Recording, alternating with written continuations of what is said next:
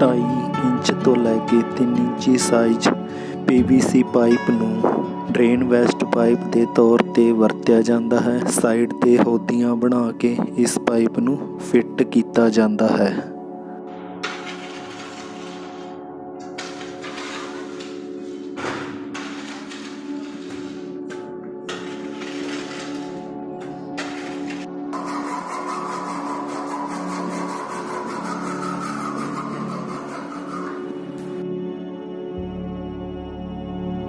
प्यारे विद्यार्थियों सारिਆਂ ਨੂੰ सत श्री अकाल।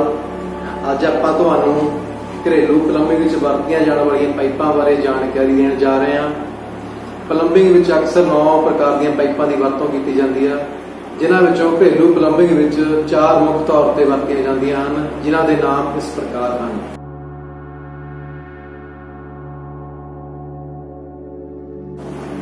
ਸਭ ਤੋਂ ਪਹਿਲਾਂ ਆਪਾਂ PVC ਪਾਈਪ ਬਾਰੇ ਗੱਲ ਕਰਨ ਜਾ ਰਹੇ ਹਾਂ। PVC ਪਾਈਪ ਜਿਸ ਨੂੰ ਕਿ ਪੋਲੀਵਿਨਾइल ਕਲੋਰਾਈਡ ਦੇ ਨਾਮ ਨਾਲ ਜਾਣਿਆ ਜਾਂਦਾ ਹੈ। PVC ਪਾਈਪ ਦੀ ਇੱਕ ਲੈਂਥ ਦੀ ਲੰਬਾਈ 20 ਫੁੱਟ ਹੁੰਦੀ ਹੈ। ਇਸ ਦਾ ਇੱਕ ਲੈਂਥ ਦਾ ਭਾਰ 4 kg, 6 kg, 8 kg, 10 kg। PVC pipe ਨੂੰ ਜੋੜਨ ਲਈ PVC ਸੋਲੂਸ਼ਨ ਦੀ ਵਰਤੋਂ ਕੀਤੀ ਜਾਂਦੀ ਹੈ। CPVC ਪਾਈਪ ਦੀ ਲੈਂਥ 10 ਫੁੱਟ ਹੁੰਦੀ ਹੈ। ਇਸ ਦੇ ਸਾਈਜ਼ 1.25 ਇੰਚ ਤੋਂ ਲੈ ਕੇ 2 ਇੰਚ ਤੱਕ ਹੁੰਦੇ ਹਨ। ਇਸ ਦੀ ਵਰਤੋਂ ਵੀ ਆਮ ਤੌਰ ਤੇ ਘਰੇਲੂ ਪਲੰਬਿੰਗ ਸਿਸਟਮ ਵਿੱਚ ਕੀਤੀ ਜਾਂਦੀ ਹੈ। CPVC ਪਾਈਪ ਨੂੰ ਜੋੜਨ ਲਈ CPVC ਸੋਲੂਸ਼ਨ ਦੀ ਵਰਤੋਂ ਕੀਤੀ ਜਾਂਦੀ ਹੈ। ਇਸ ਨੂੰ ਓਵਰ ਸਟੈਪ ਕਿਹਾ ਜਾਂਦਾ ਹੈ। ਇਸ ਦੀ ਵਰਤੋਂ ਪਾਈਪ ਨੂੰ ਓਵਰ ਕ੍ਰਾਸ ਕਰਨ ਲਈ ਕੀਤੀ ਜਾਂਦੀ ਹੈ। ਅੱਧੀ ਪੌੜੀ ਦੀ ਚੂੜੀ ਵਾਲੀ ਐਲਬੋ ਅਤੇ ਟੀ ਦੀ ਵਰਤੋਂ ਟੂਟੀ ਲਗਾਉਣ ਲਈ ਕੀਤੀ ਜਾਂਦੀ ਹੈ। ਐਲਬੋ 2 ਪ੍ਰਕਾਰ ਦੇ ਹੁੰਦੇ ਹਨ, 90 ਡਿਗਰੀ ਤੇ 45 ਡਿਗਰੀ। 90 ਡਿਗਰੀ ਦਾ ਬੈਂਡ ਪਾਉਣ ਲਈ 90 ਡਿਗਰੀ ਦੀ ਐਲਬੋ ਦੀ ਵਰਤੋਂ ਕੀਤੀ ਜਾਂਦੀ ਹੈ। 45 ਡਿਗਰੀ ਦਾ ਬੈਂਡ ਪਾਉਣ ਲਈ 45 ਡਿਗਰੀ ਦੀ ਐਲਬੋ ਦੀ ਵਰਤੋਂ ਕੀਤੀ ਜਾਂਦੀ ਹੈ। GI ਪਾਈਪ ਜਿਸ ਨੂੰ ਕਿ ਗੈਲਵੇਨਾਈਜ਼ਡ ਆਇਰਨ ਪਾਈਪ ਦੇ ਨਾਮ ਨਾਲ ਜਾਣਿਆ ਜਾਂਦਾ ਹੈ। ਇਸ ਦੀ ਇੱਕ ਲੈਂਥ 20 ਫੁੱਟ ਦੀ ਹੁੰਦੀ ਹੈ ਅਤੇ ਇਸ ਦੇ ਸਾਈਜ਼ ਅੱਧਾ ਇੰਚ ਤੋਂ ਲੈ ਕੇ 4 ਇੰਚ ਤੱਕ ਹੁੰਦੇ ਹਨ। ਇਸ ਦੀ ਵਰਤੋਂ ਘਰੇਲੂ ਪਲੰਬਿੰਗ ਸਿਸਟਮ ਵਿੱਚ ਇਨਡੋਰ ਅਤੇ ਆਊਟਡੋਰ ਦੋਨਾਂ ਵਿੱਚ ਕੀਤੀ ਜਾਂਦੀ ਹੈ। GI ਪਾਈਪ ਦੀ ਫਿਟਿੰਗ ਲਈ ਧਾਗੇ ਅਤੇ ਸਫੈਦੇ ਦੀ ਵਰਤੋਂ ਮੁੱਖ ਤੌਰ ਤੇ ਕੀਤੀ ਜਾਂਦੀ ਹੈ। UPVC ਪਾਈਪ ਜਿਸ ਨੂੰ ਕਿ ਅਨਕਲੋਰੋਨਾਈਟਡ ਪੋਲੀਵਿਨਾइल ਕਲੋਰਾਈਡ ਦੇ ਨਾਮ ਨਾਲ ਜਾਣਿਆ ਜਾਂਦਾ ਹੈ। ਇਸ ਪਾਈਪ ਦੀ ਲੰਬਾਈ 10 ਫੁੱਟ ਤੇ 20 ਫੁੱਟ ਮਾਰਕੀਟ ਵਿੱਚ ਉਪਲਬਧ ਹੈ। ਇਸ ਪਾਈਪ ਦੇ ਸਾਈਜ਼ ਅੱਧਾ ਇੰਚ ਤੋਂ ਲੈ ਕੇ 2 ਇੰਚ ਤੱਕ ਹੁੰਦੇ ਹਨ ਅਤੇ ਇਸ ਪਾਈਪ ਦੀ ਵਰਤੋਂ ਅੱਜ ਦੇ ਸਮੇਂ ਵਿੱਚ ਘਰੇਲੂ ਪਲੰਬਿੰਗ ਸਿਸਟਮ ਵਿੱਚ ਬਹੁਤ ਜ਼ਿਆਦਾ ਕੀਤੀ ਜਾਂਦੀ ਹੈ। ਇਸੇ ਤਰ੍ਹਾਂ UPVC ਪਾਈਪ ਨੂੰ ਜੋੜਨ ਲਈ UPVC ਸੋਲੂਸ਼ਨ ਦੀ ਵਰਤੋਂ ਕੀਤੀ ਜਾਂਦੀ ਹੈ। ਹੁਣ ਤੁਹਾਨੂੰ ਪਲੰਬਿੰਗ ਸਿਸਟਮ ਵਿੱਚ ਵਰਤੀ ਜਾਣ ਵਾਲੀ ਫਿਟਿੰਗ ਸਮੱਗਰੀ ਬਾਰੇ ਜਾਣਕਾਰੀ ਦੇਵਾਂਗੇ, ਜਿਸ ਨਾਲ ਵੱਖ-ਵੱਖ ਤਰ੍ਹਾਂ ਦੀਆਂ ਪਾਈਪਾਂ ਨੂੰ ਜੋੜਿਆ ਜਾਂਦਾ ਹੈ। ਫਿਟਿੰਗ ਸਮੱਗਰੀ ਜਿਸ ਦੇ ਨਾਮ ਇਸ ਪ੍ਰਕਾਰ ਹਨ: ਐਲਬੋ, ਟੀ, FAVT, MAVT, ਟੈਂਕੀ connection, union, socket, plug, bush, end cap, concealed, PVC solution, CPVC solution.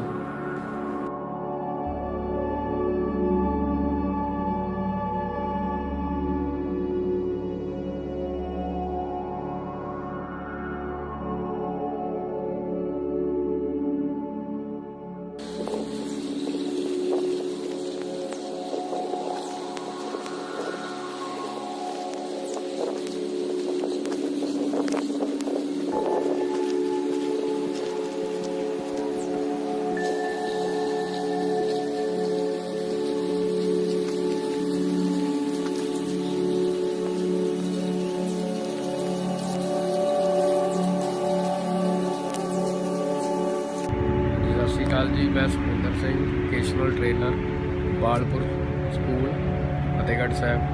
अज असी पाइप फैक्ट्री में आए हैं तो थोनों दसांगे सीमेंट पाइपों बारे कि ये पाइपां कित्थे अते किवें वरतियां जांदियां। हाँ जी हुण असी गल करांगे पाइपों के साइज़ बारे। अपने को तुसीं देख सकते हो दो तरह के साइज़ पए हुए हैं, छोटे अते वड्डे साइज़। ਇਹਨਾਂ ਦਾ ਮੇਨ ਕੰਮ ਕੀ ਹੁੰਦਾ, ਇਹ ਸੀਵਰੇਜ ਦੇ ਕੰਮ ਲਈ ਜ਼ਿਆਦਾਤਰ ਵਰਤੀਆਂ ਜਾਂਦੀਆਂ ਹਨ। ਪਿੰਡਾਂ 'ਚ ਲਾ ਲਓ, ਸ਼ਹਿਰਾਂ 'ਚ ਲਾ ਲਓ, ਜਿੱਦਾਂ ਛੋਟੀ ਪਾਈਪ ਵਰਤੀ ਜਾਂਦੀ ਔਰ ਵੱਡੀ ਪਾਈਪ ਵਰਤੀ ਜਾਂਦੀ ਹੈ। ਔਰ ਇਹ ਖੇਤਾਂ ਦੇ ਵਿੱਚ ਪਾਈਪਲਾਈਨ ਵਿਛਾਉਣ ਲਈ ਵੀ ਵਰਤੀਆਂ ਜਾਂਦੀਆਂ, ਜੇ ਉਹ ਇਹਨਾਂ ਦਾ ਮੁੱਖ ਕੰਮ ਹੈ। ਤਾਂ ਤੁਸੀਂ ਦੇਖ ਸਕਦੇ ਹੋ ਕਿ ਵੱਡੇ ਸਾਈਜ਼ ਦੀਆਂ ਪਾਈਪਾਂ ਜਿਹੜੀਆਂ ਆਮ ਤੌਰ 'ਤੇ ਵੱਡੇ ਸੀਵਰੇਜ ਲਈ ਵਰਤੀਆਂ ਜਾਂਦੀਆਂ। ਜਿੱਦਾਂ ਤੁਸੀਂ ਸ਼ਹਿਰਾਂ 'ਚ ਵੱਡੇ ਵੱਡੇ ਸੀਵਰੇਜ ਜਾਂ ਪੁਲ ਹੇਠ ਪੁਲ ਬਣਾਉਣੀ ਹੈ, ਉਹਦੇ ਥੱਲੇ ਇਹਨਾਂ ਦੀ ਵਰਤੋਂ ਕੀਤੀ ਜਾਂਦੀ ਹੈ। ਜੀ ਤੁਸੀਂ ਪਾਈਪ ਦੇ ਵਿੱਚ ਇੱਕ ਰਿੰਗ ਦੇਖ ਰਹੇ ਹੋ, ਜਿਹਨੂੰ ਆਪਾਂ ਸੌਕਟ ਰਿੰਗ ਕਹਿੰਦੇ ਆ। ਇਸ ਸੌਕਟ ਰਿੰਗ ਦਾ ਕੰਮ ਇੱਕ ਦੂਸਰੀ ਪਾਈਪ ਨੂੰ ਆਪਸ ਦੇ ਵਿੱਚ ਜੋੜਨ ਦਾ ਹੈ। ਜਦੋਂ ਕਿਤੇ ਆਪਾਂ ਲੰਮੀ ਪਾਈਪਲਾਈਨ ਵਿਛਾਣੀ ਤਾਂ ਇਸ ਰਿੰਗ ਦੀ ਵਰਤੋਂ ਨਾਲ ਅਸੀਂ ਦੋ ਪਾਈਪਾਂ ਨੂੰ ਆਪਸ ਵਿੱਚ ਜੋੜ ਸਕਦੇ। ਗੱਲ ਕਰਾਂਗੇ ਰਿੰਗਸ ਬਾਰੇ। ਇਹ ਜਿਹੜੇ ਰਿੰਗ ਤੁਸੀਂ ਦੇਖ ਰਹੇ ਹੋ ਸਾਹਮਣੇ, ਇਹਨਾਂ ਦੀ ਵਰਤੋਂ ਵੀ ਦੋ ਪਾਈਪਾਂ ਨੂੰ ਆਪਸ ਦੇ ਵਿੱਚ ਜੋੜਨ ਲਈ ਕੀਤੀ ਜਾਂਦੀ ਹੈ। ਇਹ ਆਮ ਤੌਰ ਤੇ ਜਦੋਂ ਖੇਤਾਂ ਦੇ ਵਿੱਚ ਪਾਈਪਲਾਈਨ ਵਿਛਾਈ ਜਾਂਦੀ ਆ ਜਾਂ ਫਿਰ ਸੀਵਰੇਜ, ਛੋਟੇ ਸੀਵਰੇਜ, ਇਹ ਉਹਨਾਂ ਵਿੱਚ ਇਹਨਾਂ ਦੀ ਜ਼ਿਆਦਾਤਰ ਵਰਤੋਂ ਕੀਤੀ ਜਾਂਦੀ ਹੈ। ਤੁਸੀਂ ਦੇਖ ਸਕਦੇ ਹੋ ਕਿ ਆਪਣੇ ਕੋਲ ਛੋਟੇ ਸਾਈਜ਼ ਦੀਆਂ ਪਾਈਪਾਂ ਤੁਸੀਂ ਦੇਖ ਸਕਦੇ ਹੋ ਵੀਡੀਓ 'ਚ। ਇਹ ਆਮ ਤੌਰ ਤੇ ਪਿੰਡਾਂ ਦੇ ਵਿੱਚ ਜਾਂ ਸ਼ਹਿਰਾਂ ਦੇ ਵਿੱਚ ਛੋਟੀਆਂ ਨਾਲੀਆਂ ਸੀਵਰੇਜ ਲਈ ਵਰਤੀਆਂ ਜਾਂਦੀਆਂ ਆਮ ਤੌਰ ਤੇ, ਔਰ ਇਹਨਾਂ ਨੂੰ ਖੇਤਾਂ ਦੇ ਵਿੱਚ ਪਾਈਪਲਾਈਨ ਵਿਛਾਉਣ ਲਈ ਵੀ ਵਰਤਿਆ ਜਾਂਦਾ। ਹਾਂਜੀ, ਹੁਣ ਅਸੀਂ ਗੱਲ ਕਰਾਂਗੇ ਕਿ ਇਹ ਸੀਮੈਂਟ ਪਾਈਪਾਂ ਦੀ ਵਿਧੀ ਬਣਾਉਣ ਦੀ ਕਿਸ ਤਰ੍ਹਾਂ ਤਿਆਰ ਕੀਤੀ, ਕਿਸ ਤਰ੍ਹਾਂ ਇਹਨਾਂ ਨੂੰ ਤਿਆਰ ਕੀਤਾ ਜਾਂਦਾ। ਤੁਸੀਂ ਸਾਹਮਣੇ ਦੇਖ ਸਕਦੇ ਹੋ ਕਿ ਇੱਕ ਲੋਹੇ ਦਾ ਜਾਲ ਹੈ ਜੋ ਕਿ ਤਿਆਰ ਕੀਤਾ ਗਿਆ ਹੈ। ਇਹ ਬਰੀਕ ਲੋਹੇ ਦੀਆਂ ਤਾਰਾਂ ਨਾਲ ਜਾਲ ਤਿਆਰ ਕੀਤਾ ਗਿਆ ਹੈ, ਬਹੁਤ ਹੀ ਮਜ਼ਬੂਤ ਤੇ ਸਖਤ ਹੈ। ਇਸ ਜਾਲ ਨੂੰ ਪਹਿਲਾਂ ਤਿਆਰ ਕਰਨਾ ਪਏਗਾ ਸਾਨੂੰ ਪਾਈਪ ਬਣਾਉਣ ਲਈ। ਉਸ ਤੋਂ ਬਾਅਦ ਜੋ ਆਪਣਾ ਰੇਤਾ, ਬਜਰੀ ਔਰ ਸੀਮੈਂਟ ਦਾ ਮਿਕਸਚਰ ਹੈ, ਉਹ ਅਸੀਂ ਤਿਆਰ ਕਰਕੇ ਇਹਦੇ ਵਿੱਚ ਭਰਾਂਗੇ। ਆਓ ਤੁਹਾਨੂੰ ਅੱਗੇ ਦੱਸਦੇ ਹਾਂ।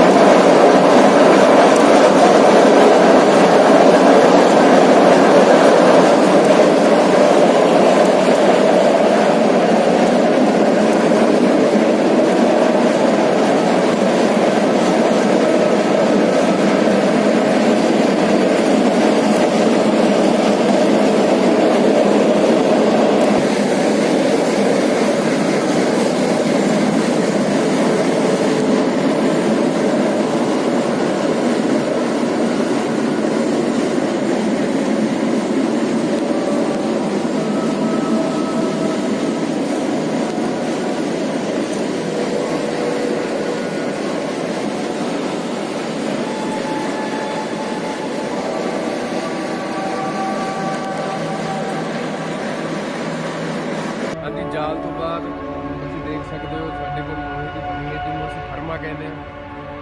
ਇਹਦੇ ਵਿੱਚ ਜਾਲ ਨੂੰ ਲਗਾਇਆ ਜਾਂਦਾ ਹੈ ਔਰ ਉਸ ਤੋਂ ਬਾਅਦ ਬਜਰੀ, ਸੀਮੈਂਟ, ਰੇਤੇ ਦਾ ਮਿਕਸਚਰ ਬਣਾ ਕੇ ਇਸ ਨੂੰ ਭਰਿਆ ਜਾਂਦਾ ਹੈ। ਭਰਨ ਤੋਂ ਬਾਅਦ ਇਹਦੇ ਸਾਈਡਾਂ ਤੇ ਰਿੰਗ ਲਗਾਏ ਜਾਂਦੇ ਹਨ। ਤੁਸੀਂ ਰਿੰਗ ਦੇਖ ਰਹੇ ਹੋ, ਰਿੰਗ ਲਗਾਏ ਜਾਂਦੇ ਹੈ। ਰਿੰਗ ਲਗਾਉਣ ਤੋਂ ਬਾਅਦ ਜਦੋਂ ਇਹ ਪੂਰਾ ਆਪਣੇ ਕੋਲ ਕੰਪਲੀਟ ਹੋ ਜਾਂਦਾ ਹੈ, ਉਸ ਤੋਂ ਬਾਅਦ ਤੁਸੀਂ ਮਸ਼ੀਨ ਦੇਖ ਸਕਦੇ ਹੋ। ਸਾਡੇ ਕੋਲ ਆਹ ਮਸ਼ੀਨ ਆ। ਇਸ ਮਸ਼ੀਨ ਦੇ ਉੱਪਰ ਅਸੀਂ ਉਹ ਜੋ ਸਾਡੇ ਕੋਲ ਤਿਆਰ ਹੈਗਾ ਸੀ ਉਹਦੇ ਉੱਪਰ ਰੱਖਿਆ ਜਾਂਦਾ ਔਰ 15 ਜਾਂ 20 ਮਿੰਟ ਤੱਕ ਇਸ ਨੂੰ ਘੁਮਾਇਆ ਜਾਂਦਾ ਹੈ ਮਸ਼ੀਨ ਤੇ।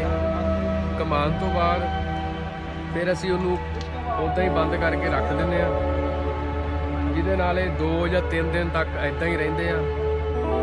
ਜੇਕਰ ਗਰਮੀਆਂ ਦਾ ਟਾਈਮ ਹੋਵੇ ਫਿਰ 1 ਜਾਂ 2 ਦਿਨ, ਅਗਰ ਸਰਦੀਆਂ ਹੋਣ ਫਿਰ 3 ਜਾਂ 4 ਦਿਨ ਵੀ ਲੱਗ ਜਾਂਦੇ। ਮਤਲਬ ਇਹਨੂੰ ਇੱਦਾਂ ਅਸੀਂ ਰੱਖ ਦਿੰਦੇ ਹਾਂ। ਉਸ ਤੋਂ ਬਾਅਦ ਜਦੋਂ 3 ਜਾਂ 4 ਦਿਨ ਦਾ ਟਾਈਮ ਆਉਂਦਾ ਫਿਰ ਅਸੀਂ ਇਹਨੂੰ ਖੋਲ੍ਹ ਕੇ ਪਾਣੀ ਦੇ ਵਿੱਚ 15 ਜਾਂ 20 ਦਿਨ ਲਈ ਰੱਖ ਦਿੰਦੇ ਹਾਂ।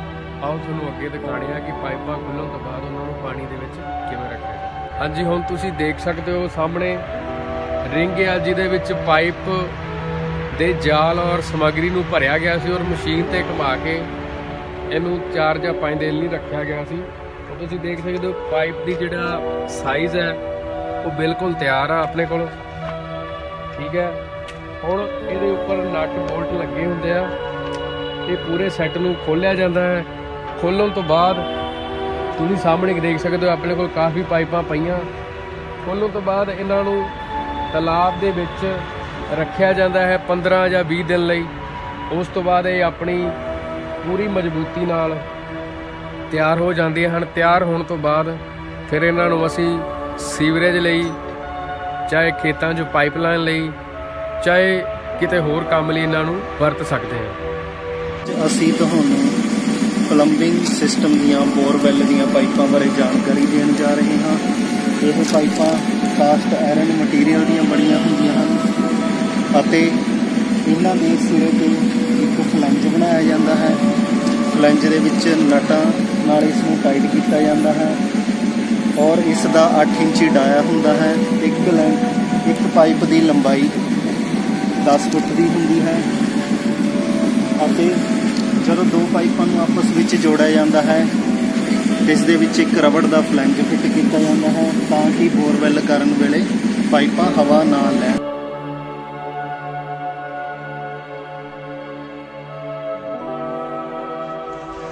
ਕਾਸਟ ਆਇਰਨ ਪਾਈਪ, ਜਿਸ ਨੂੰ CI ਪਾਈਪ ਵੀ ਕਿਹਾ ਜਾਂਦਾ ਹੈ, ਇਸ ਪਾਈਪ ਦੀ ਲੰਬਾਈ 10 ਫੁੱਟ ਹੁੰਦੀ ਹੈ ਅਤੇ ਡਾਇਆ 8 ਇੰਚੀ ਹੁੰਦਾ ਹੈ। ਇਸ ਪਾਈਪ ਦੀ ਵਰਤੋਂ ਖੇਤਾਂ ਵਿੱਚ ਪਾਣੀ ਦੀ ਸਿੰਚਾਈ ਲਈ ਅਤੇ ਸੀਵਰੇਜ ਲਈ ਵੀ ਕੀਤੀ ਜਾਂਦੀ ਹੈ। AC ਪਾਈਪ, ਇਸ ਪਾਈਪ ਨੂੰ ਐਸਬੈਸਟਸ ਪਾਈਪ ਦੇ ਨਾਮ ਨਾਲ ਜਾਣਿਆ ਜਾਂਦਾ ਹੈ। ਇਸ ਪਾਈਪ ਨੂੰ 2 ਭਾਗਾਂ ਵਿੱਚ ਵੰਡਿਆ ਜਾਂਦਾ ਹੈ, RCC ਪਾਈਪ ਅਤੇ CC ਪਾਈਪ। RCC ਪਾਈਪ ਦੀ ਵਰਤੋਂ ਦਰਿਆਵਾਂ, ਪੁਲੀਆਂ ਦੇ ਨੀਚੇ ਕੀਤੀ ਜਾਂਦੀ ਹੈ ਜਿੱਥੇ ਕਿ ਬਹੁਤ ਜ਼ਿਆਦਾ ਲੋਡ ਵਾਲੇ ਵਹੀਕਲ ਲੰਘਦੇ ਹਨ। ਇਹਨਾਂ ਪਾਈਪਾਂ ਦੀ ਲੰਬਾਈ 10 ਫੁੱਟ ਹੁੰਦੀ ਹੈ। ਡਾਇਆ 6 ਇੰਚੀ ਤੋਂ ਲੈ ਕੇ 24 ਇੰਚੀ ਤੱਕ ਹੁੰਦਾ ਹੈ। ਮੋਟਾਈ 2.5 ਇੰਚ ਤੋਂ ਲੈ ਕੇ 3 ਇੰਚ ਤੱਕ ਹੁੰਦੀ ਹੈ। ਇੱਕ ਪਾਈਪ ਦਾ ਵੇਟ 80 ਕਿਲੋ ਹੁੰਦਾ ਹੈ। ਇਸ ਪਾਈਪ ਨੂੰ ਬਣਾਉਣ ਲਈ ਪਤਲੀ ਤਾਰ ਦੀ ਜਾਲੀ ਅਤੇ ਸੀਮੈਂਟ, ਰੇਤਾ, ਬਜਰੀ, ਪਾਣੀ ਦੀ ਵਰਤੋਂ ਕੀਤੀ ਜਾਂਦੀ ਹੈ। ਬੋਰਵੈਲ ਕਰਨ ਸਮੇਂ ਸਭ ਤੋਂ ਪਹਿਲਾਂ ਬੋਰਵੈਲ ਕਰਨ ਵਾਲੀ ਮਸ਼ੀਨ ਨੂੰ ਜ਼ਮੀਨ ਦੇ ਵਿੱਚ ਟਾਇਰਾਂ ਦੀ ਡੂੰਘਾਈ ਦੇ ਹਿਸਾਬ ਨਾਲ ਗਰੂਵ ਕੱਢ ਕੇ ਖੜਾਇਆ ਜਾਂਦਾ ਹੈ ਅਤੇ ਜੈਕ ਨਾਲ ਉੱਪਰ ਕੀਤਾ ਜਾਂਦਾ ਹੈ। ਫਿਰ ਸਿਰਫ ਮਸ਼ੀਨ ਦਾ ਇੱਕ ਇੰਜਣ ਬੋਰਵੈਲ ਕਰਨ ਲਈ ਕੰਮ ਕਰਦਾ ਹੈ ਅਤੇ ਇਸ ਗੇਅਰ ਬਾਕਸ ਦੀ ਮਦਦ ਨਾਲ ਮਸ਼ੀਨ ਨੂੰ ਨਿਊਟਰਲ ਕੀਤਾ ਜਾਂਦਾ ਹੈ ਅਤੇ ਬੋਰਵੈਲ ਕਰਨ ਲਈ ਇਸ ਗੇਅਰ ਦੀ ਵਰਤੋਂ ਕੀਤੀ ਜਾਂਦੀ ਹੈ। ਸਾਰਾ ਪ੍ਰੋਸੈਸ ਇਸ ਗੇਅਰ ਦੀ ਮਦਦ ਨਾਲ ਸਟਾਰਟ ਹੁੰਦਾ ਹੈ।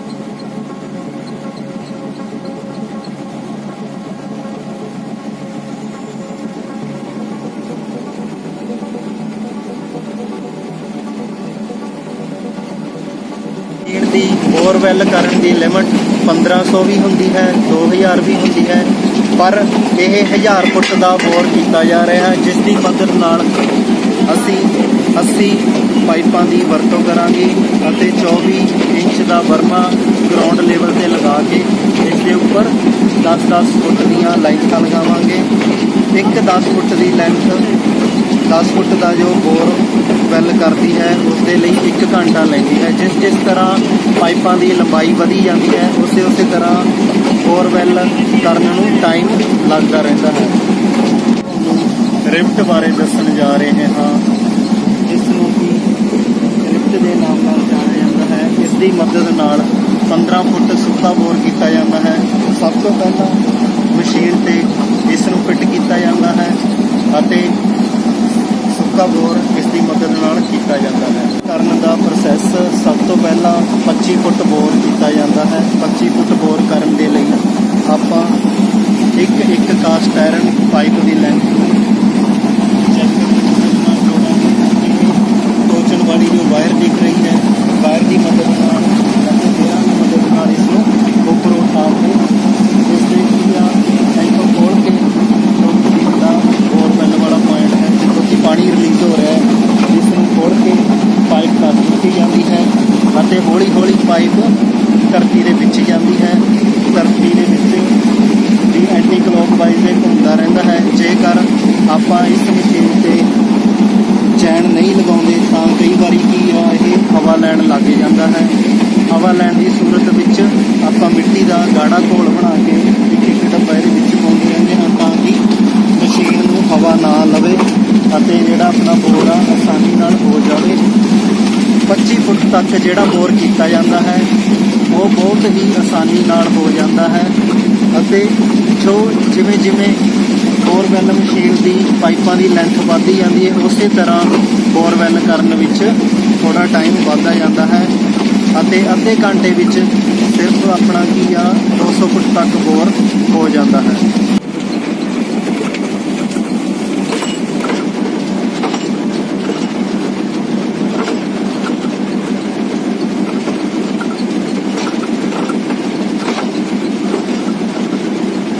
ਬੋਰਵੈਲ ਬਾਰੇ ਦੇਖ ਰਹੇ ਹੋ, ਇਹ 24 ਇੰਚ ਦਾ ਬੋਰ ਕੀਤਾ ਜਾ ਰਿਹਾ ਹੈ। 24 ਇੰਚ ਦਾ ਬਰਮਾ ਜ਼ਮੀਨੀ ਲੈਵਲ ਤੇ ਲਗਾਇਆ ਜਾਂਦਾ ਹੈ ਅਤੇ ਇਸ ਦੇ ਉੱਪਰ ਪਾਈਪਾਂ ਦੀ ਫਿਟਿੰਗ ਕੀਤੀ ਜਾਂਦੀ ਹੈ ਅਤੇ ਬੋਰਵੈਲ ਕਰਨ ਲਈ ਵਾਲੀਆਂ ਪਾਈਪਾਂ ਨੂੰ ਇਹਨਾਂ ਗੇਅਰਾਂ ਦੀ ਮਦਦ ਨਾਲ ਉੱਪਰ ਚੁੱਕਿਆ ਜਾਂਦਾ ਹੈ ਅਤੇ ਨੀਚੇ ਕੀਤਾ ਜਾਂਦਾ ਹੈ। ਇਸ ਤੋਂ ਬਾਅਦ ਫਿਟਿੰਗ ਕਰਨ ਤੋਂ ਬਾਅਦ ਬੋਰਵੈਲ ਐਂਟੀ ਕਲੌਕਵਾਈਜ਼ ਰੋਟੇਟ ਹੁੰਦਾ ਹੈ ਅਤੇ ਹੌਲੀ ਹੌਲੀ ਬੋਰ ਹੋਣਾ ਲੱਗ ਜਾਂਦਾ ਹੈ ਅਤੇ ਇੱਕ ਡੱਗ ਪੱਟ ਕੇ ਉਹਦੇ ਵਿੱਚ ਪਾਣੀ ਇਕੱਠਾ ਕੀਤਾ ਜਾਂਦਾ ਹੈ ਕਿਉਂਕਿ ਜੋ ਬੋਰ ਕੀਤਾ ਜਾਂਦਾ ਹੈ ਉਹ ਸੁੱਕਾ ਬੋਰ ਕੀਤਾ ਜਾਂਦਾ ਹੈ। ਸੁੱਕਾ ਬੋਰ ਕਰਨ ਤੋਂ ਬਾਅਦ 24 ਇੰਚ ਦਾ ਇੱਕ ਫਰਮਾ ਲਗਾਇਆ ਜਾਂਦਾ ਹੈ। ਫਰਮਾ ਜਿਹੜਾ ਕਿ ਇਸ ਤੋਂ ਬਾਅਦ 10-10 ਫੁੱਟ ਦੀਆਂ ਕਾਸਟ ਆਇਰਨ ਦੀਆਂ ਪਾਈਪਾਂ ਨੂੰ ਵਿੱਚ ਜੋੜਿਆ ਜਾਂਦਾ ਹੈ ਅਤੇ ਹੌਲੀ ਹੌਲੀ ਕੀ ਆਪਣਾ ਬੋਰ ਕਰਨ ਦਾ ਪ੍ਰੋਸੈਸ ਸ਼ੁਰੂ ਹੋ ਜਾਂਦਾ ਹੈ ਅਤੇ 200 ਫੁੱਟ ਇੱਕ ਪੱਥਰ ਵਾਲੀ ਜ਼ਮੀਨ ਜਿੱਥੇ ਕਿ ਬੋਰਵੈਲ ਕਰਦੇ ਹਾਂ ਉੱਥੇ ਆਪਣੇ ਤੇਲ ਦੀ ਲਾਗਤ ਜ਼ਿਆਦਾ ਲੱਗਦੀ ਹੈ। ਜੇਕਰ ਜ਼ਮੀਨ ਦੇ ਵਿੱਚ ਪੱਥਰ ਨਹੀਂ ਮੌਜੂਦ ਹਨ ਤਾਂ ਤੇਲ ਦਾ ਖਰਚਾ 50% ਘੱਟ ਹੋ ਜਾਂਦਾ ਹੈ, ਯਾਨੀ ਕਿ ਅੱਧੋ ਅੱਧ ਤੇਲ ਦਾ ਫਰਕ ਪੈ ਜਾਂਦਾ ਹੈ। ਬੋਰਵੈਲ ਕਰਦੇ ਸਮੇਂ ਫਲੈਂਜ ਚੈਨ ਕੱਟ ਜਾਵੇ ਅਤੇ ਮਸ਼ੀਨ ਹਵਾ ਲੈਣ ਲੱਗ ਜਾਵੇ ਤਾਂ ਉਸ ਨੂੰ ਰੋਕਣ ਲਈ ਅਸੀਂ ਰੂੜੀ ਖਾਦ ਦਾ ਇੱਕ ਘੋਲ ਤਿਆਰ ਕਰਾਂਗੇ। ਘੋਲ ਤਿਆਰ ਕਰਨ ਨਾਲ ਅੱਧਾ ਲੀਟਰ ਅਸੀਂ ਕੀ ਆ ਬੋਰਵੈਲ ਕਰਦੇ ਸਮੇਂ ਡੱਗ ਦੇ ਵਿੱਚ ਪਾਉਂਦੇ ਰਹਾਂਗੇ ਤਾਂ ਕਿ ਮਸ਼ੀਨ ਹਵਾ ਨਾ ਲਵੇ ਅਤੇ ਬੋਰਵੈਲ ਆਸਾਨੀ ਨਾਲ ਆਪਣਾ ਕੰਮ ਕਰਦਾ ਰਹੇ ਅਤੇ ਹੌਲੀ ਹੌਲੀ 200 ਫੁੱਟ ਤੱਕ ਜਿਹੜਾ ਬੋਰਵੈਲ ਹੈ ਉਹ ਸੁੱਕਾ ਹੁੰਦਾ ਹੈ। ਇਸ ਤੋਂ ਬਾਅਦ ਕੀ ਆ ਬਾਅਦ 'ਚ ਕੀ ਆ ਗਿੱਲਾ ਸਲਾਬੀ ਮਿੱਟੀ ਆਉਂਦੀ ਹੈ। ਹੌਲੀ ਹੌਲੀ ਕੀ ਆ ਜਦੋਂ ਪਾਈਪ ਬਦਲਦੇ ਹਾਂ ਤਾਂ ਆਪਾਂ ਕੀ ਆ ਮਿੱਟੀ ਕੱਢਦੇ ਰਹਿੰਦੇ ਹਾਂ ਤਾਂ ਕਿ ਜਿਹੜਾ ਬੋਰਵੈਲ ਕਰ ਰਹੇ ਹਾਂ ਉਹਦੇ ਵਿੱਚ ਕੀ ਆ ਮਿੱਟੀ ਮੌਜੂਦ ਨਾ ਹੋਵੇ।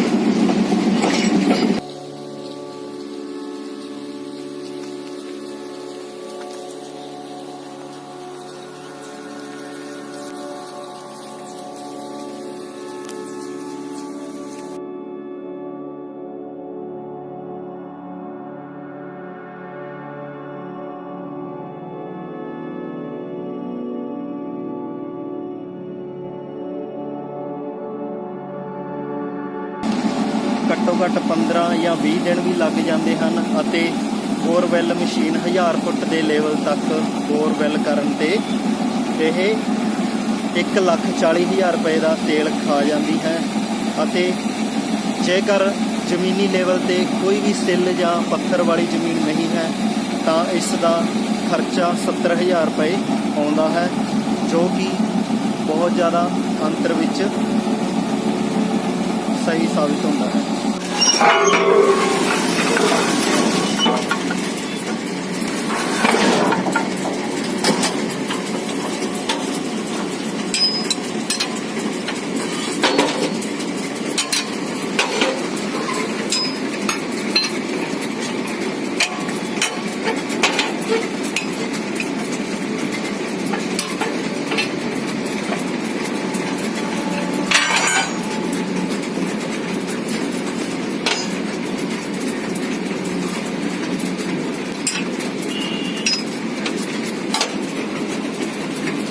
ਤੁਸੀਂ ਮੈਨੂੰ WhatsApp ਨੰਬਰ ਦਿਓ ਆਪਦਾ,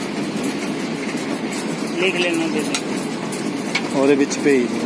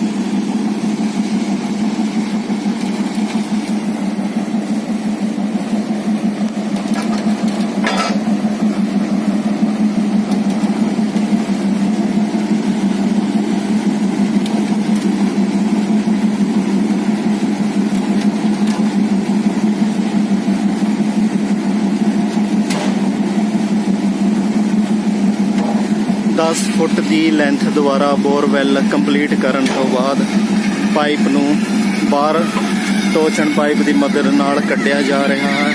इस दी जगह असी ये नवी पाइप फिट कर देवांगे। गेरा नूं रोक दिता जांदा है। हुण इस नूं खोलिया जावेगा। खोलण तो बाद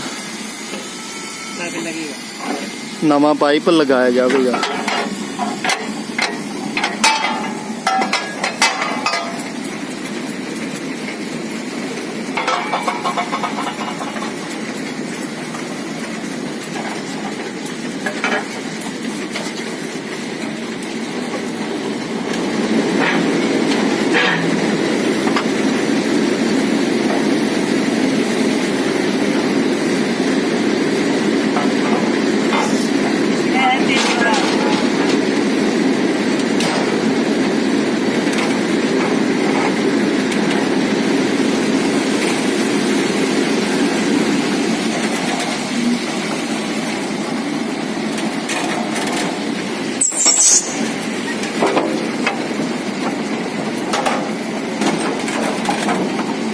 लीवर की मदद नाल मशीन नूं ऑपरेट किया जा रहा है।